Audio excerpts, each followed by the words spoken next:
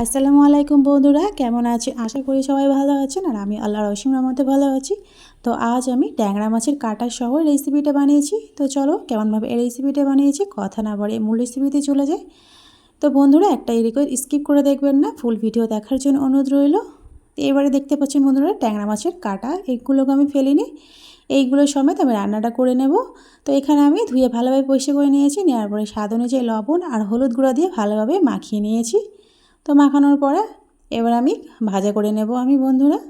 এবার কড়াইতে আমি সরিষার তেল দিয়ে দিলাম পরিমাণ মতো। দেওয়ার পরে তেল গরম হয়ে গেলে আমি একটু এক চিমটে মতো হলুদ গুঁড়া দিয়ে দিলাম, যাতে করে এই ট্যাংরা মাছটা দিলে যাতে করে তেলটা যাতে করে না ছিটায়, তার জন্য আমি হলুদ দিয়ে দিলাম। দেওয়ার পরে আমি দু টুকরো ট্যাংরা মাছটাকে আগে প্রথমে ভাজা করে নেব, খুব একটা বেশি ফ্রাই করব না, একদম হালকা করে। এক পিঠ হয়ে গিয়েছে আর এক পিঠ আমি উল্টিয়ে দেবো। দেওয়ার পর এইভাবে ভাজা করে নিয়ে আমি তুলে নেব বন্ধুরা। তো আমার ভাজা করা হয়ে গিয়েছে, এবার আমি তুলে রাখলাম। আর যে কাঁটাগুলো ছিল সেইগুলো আমি হালকা করে ভাজা করে নেব। তো বন্ধুরা যে যেখান থেকে পারছে আমার ভিডিও দেখছেন দেশ বা বিদেশে বাইরে, তাদেরকে অসংখ্য অসংখ্য ধন্যবাদ আমার পাশে থাকার জন্য।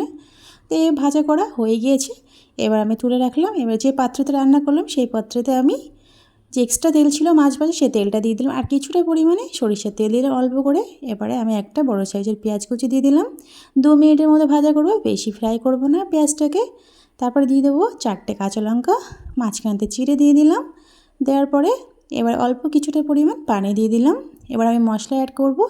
এখানে হাফ চামচের মতো আদা রসুন বাটা দিয়ে দিলাম, হাফ চামচের মতো হলুদ গুঁড়া দিয়ে দিলাম। দেওয়ার পরে একটু নেড়ে চেড়ে নেওয়ার পরে এবারে দিয়ে দেবো লঙ্কা গুঁড়ো, এখানে কালারটা আনার জন্যে লঙ্কা গুঁড়ো দিয়ে দিলাম হাফ চামচের মতো। এবারে দিয়ে দেবো জিরে বাটা। বন্ধুরা আমি জিরে বেটে রেখেছিলাম, শুধু জিরে বাটা সেটাকে আমি দিয়ে দিলাম। দেওয়ার পরে ভালোভাবে নেড়ে চেড়ে নেওয়ার পরে স্বাদ অনুযায়ী লবণ দিয়ে দিলাম। যেহেতু মাছে অলরেডি লবণ দিয়েছি বেশি করে, তাই জন্য অল্প করে আমি লবণটা দিয়ে দিলাম। তো এবার আমি কাটা যে মাছের যে কাটার অংশটা সেটাকে আমি প্রথমে একটু কষিয়ে নেব বন্ধুরা। তো এইভাবে কষানো হয়ে গিয়েছে আমার, ভালোভাবে কাটাটাও ভালোভাবে সিদ্ধ করা হয়ে গিয়েছে। তো এইভাবে ভালোভাবে কষিয়ে নিয়েছি, কষানো আমার হয়ে গিয়েছে। এবার আমি পরিমাণ মতো পানি দিয়ে দিলাম বন্ধুরা।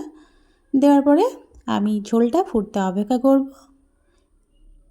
তো আমার ঝোলটা ফুটে গিয়েছে, এবারে যে 2 টুকরো ট্যাংরা মাছ ভেজে রেখেছিলাম সেই 2 টুকরো ট্যাংরা মাছটাকে দিয়ে দিলাম। দেওয়ার পরে ভালোভাবে একদম, খুব একটা বেশি ঝোল রাখবো না, খুব একটা বেশি মাখা করবো না, মিডিয়াম রাখবো আমি। তো এইভাবে ঢাকনা চাপা দিয়ে আমি রান্না করে নেব 10 মিনিটের জন্যে বন্ধুরা। তো 10 মিনিট পর আমি ফিরে এলাম।